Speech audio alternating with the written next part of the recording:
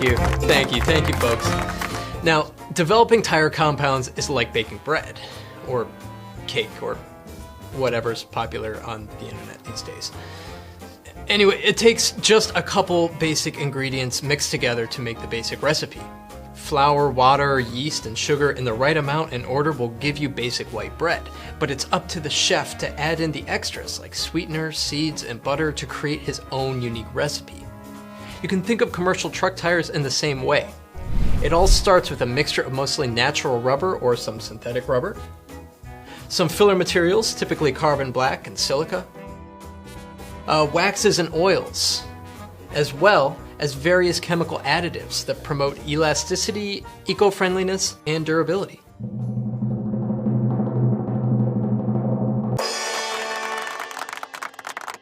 One of the main ingredients is carbon black, a sooty byproduct produced from the burning of oil that gives tires their black coloring. If rubber was not mixed with an additive like carbon black, a tire's tread would be too soft and have no resistance to abrasion. Silica, a basic component of ordinary beach sand, is traditionally used to enhance cut, chip, chunk resistance.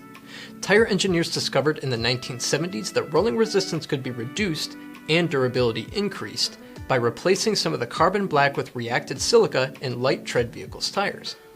But there was a trade-off, especially when combined with natural rubber tread compounds in commercial tires. The lower rolling resistance could potentially affect abrasion and wear resistance.